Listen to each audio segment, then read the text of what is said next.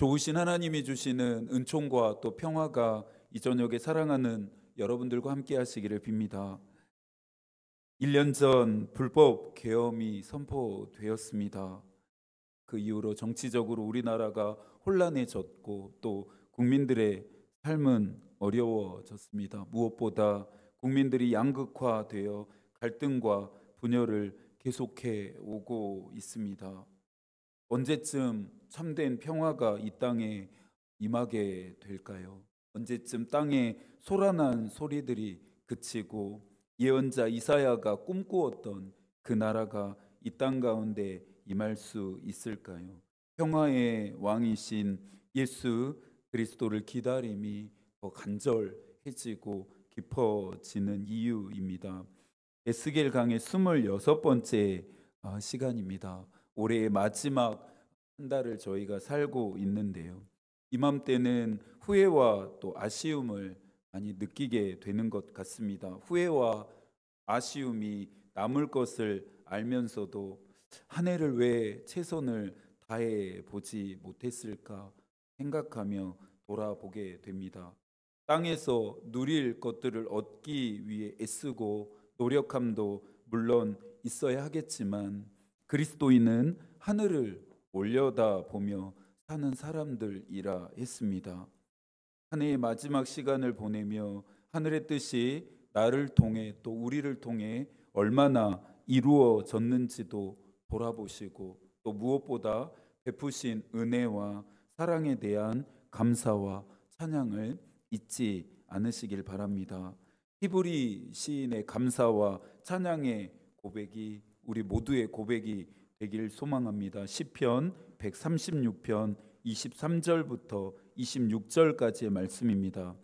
우리를 비천한 가운데서도 기억해 주신 이에게 감사하라. 그 인자하심이 영원함이로다. 우리를 우리의 대적에게서 건지신 이에게 감사하라. 그 인자하심이 영원함이로다. 모든 육체에게 먹을 것을 주신 이에게 감사하라. 그 인자하심이 영원함이로다. 하늘의 하나님께 감사하라. 그 인자하심이 영원함이로다. 25장부터는 이방 민족들에 대한 심판의 이야기입니다. 암몬과 또 모압과 에돔의 심판에 이어서 오늘은 두로에 대한 심판인데요. 두로가 심판받은 이유를 살펴보려면 심판의 시점을 먼저 확인해야 합니다. 1절입니다. 11째 해 어느 날 초하루에 여호와의 말씀이 내게 임하여 이르시되 몇 년, 몇 월, 며칠이라고 기록했으면 이해가 편했을 텐데 11째 해 어느 날 초하루라고 하니 도대체 언제를 말하는 건지 알 수가 없습니다. 여기서 말하는 11째 해는 여호야김이 사로잡힌 지 11년째가 되는 해입니다. 이 해는 예루살렘이 심판을 받아 멸망한 해입니다. 그러니까 결론적으로 말하자면 두로에 임한 심판의 예언은 예루살렘 멸망 이후에 내려진 것입니다. 시점을 이해하고 나니 심판의 이유인 2절이 이해가 되는데요. 새 번역으로 읽어드리겠습니다. 사람아, 두로가 예루살렘을 두고 아하 뭇 백성의 관문이 부서지고 성의 모든 문이 활짝 열렸구나. 예루살렘이 황무지가 되었으니 이제는 내가 번영하게 되었다고 말하였다. 이방 민족들에게 이스라엘은 눈에 가시 같은 존재였습니다. 자원 하나 없는 나라가 풍성과 번영을 누렸고 국방력도 제대로 갖추지 못한 나라가 더 크고 강한 나라의 침입으로부터 승리하고 또 이 모든 것이 자신들과 함께하는 신 하나님 때문이라 고백하기 때문입니다. 앞서 멸망했던 암몬과 모압과 에돔은 예루살렘의 멸망을 기뻐했고 조롱했습니다. 전능하신 하나님이 지켜준다고 으스대었던 꼴보기 싫었던 그들의 멸망이 얼마나 고소했을까요? 두로도 마찬가지입니다. 두로 역시 이스라엘의 멸망을 자신들이 번영할 기회로 삼습니다. 내가 충만함을 얻으리라.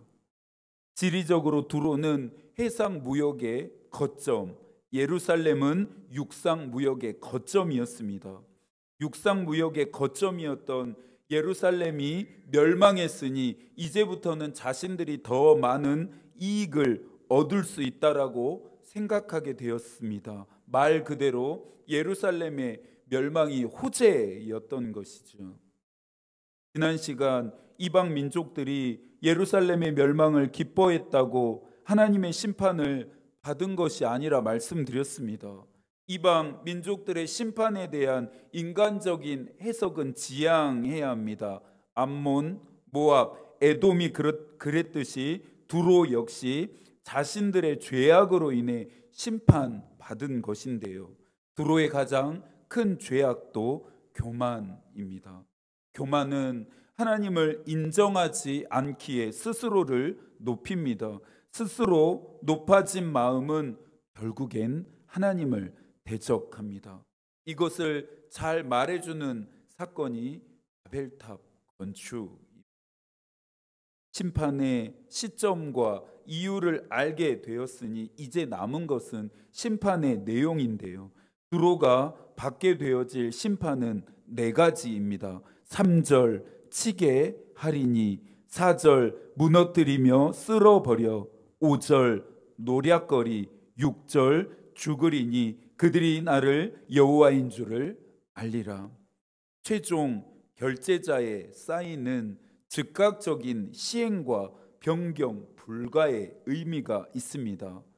나를 여호와인 줄 알리라는 하나님이 승인한 심판이니 이 심판은 변경이 불가하고 또 즉각적으로 시행됨을 의미합니다. 두로를 향한 이 4가지의 심판의 도구는 바벨론의 느부갓네살 왕입니다. 7절 이하부터는 언급했던 이 심판들이 구체적으로 진술되어지는데요.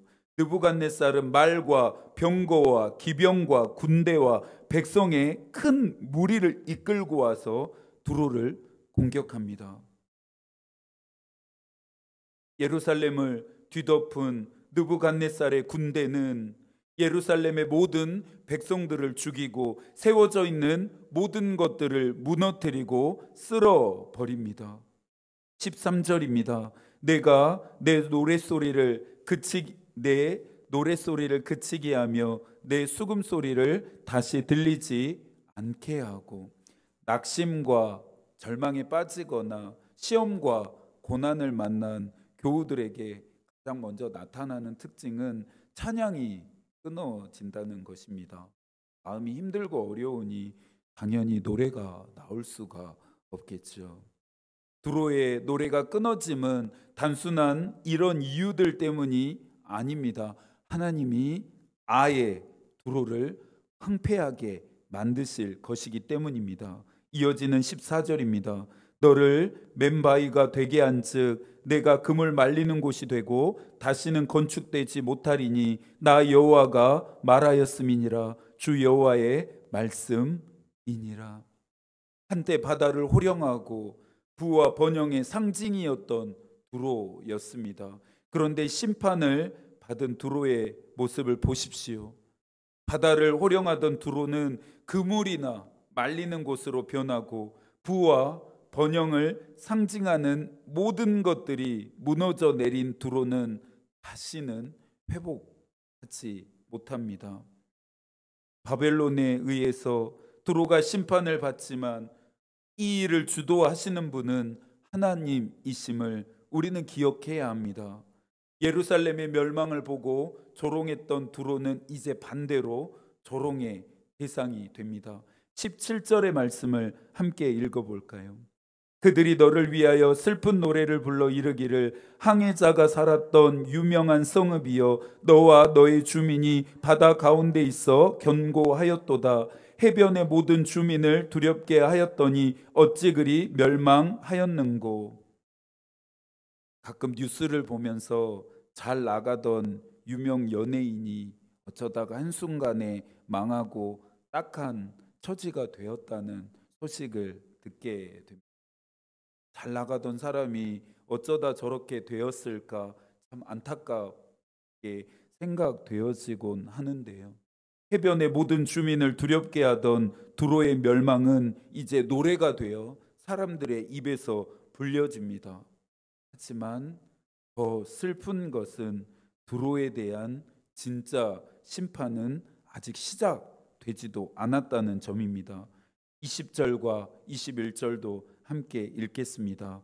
내가 너를 구덩이에 내려가는 자와 함께 내려가서 옛적 사람에게로 나아가게 하고 너를 그 구덩이에 내려간 자와 함께 땅 깊은 곳 예로부터 황폐한 곳에 살게 하리라. 내가 다시는 사람이 거주하는 곳이 되지 못하리니 살아있는 자의 땅에서 영광을 얻지 못하리라. 내가 너를 패망하게 하여 다시 잊지 못하게 하리니 사람이 비록 너를 찾으나 다시는 영원히 만나지 못하리라. 주 여호와의 말씀이니라. 하나님의 심판의 이야기는 언제 들어도 두렵습니다. 나에게도 이런 심판이 임하면 어떡하나 하는 걱정이 또 들기도 합니다. 예언서들은 하나님의 심판에 초점을 맞추지 않습니다. 오히려 우리를 향한 하나님의 애끓는 사랑에 대해서 말합니다. 심판이 하나님의 또 다른 사랑의 방식이라는 것도 잊지 않아야 합니다. 그래서 심판의 목적은 멸망이 아닌 회복입니다. 십자가는 하나님의 사랑을 증명합니다. 세상 사람들에게 십자가는 비참한 죽음의 도구이겠지만 우리에게는 나를 사랑하사 나를 위해 예수 그리스도께서 내 대신 제물이 되어 죽으신 대속의 도구입니다. 이와 같은 하나님의 크고 놀라운 사랑을 이해하고 경험하는 것은 중요합니다. 그래야 무섭게 심판하시는 그분의 뜻을 비로소 이해할 수 있기 때문입니다. 대림절은 그 사랑을 깊이 경험하는 절기입니다. 그분의 오심을 기다림은 그 사랑과 잇대어지게 합니다. 깊은 신비를 경험하는 대림절 기간이 되기를 소망하고 남은 한 주도 하나님이 여러분과 함께 하시기를 기도하겠습니다. 하나님의 마음이 우리의 기도가 되고 하나님의 뜻이 우리의 길이 되기를 빕니다. 아멘.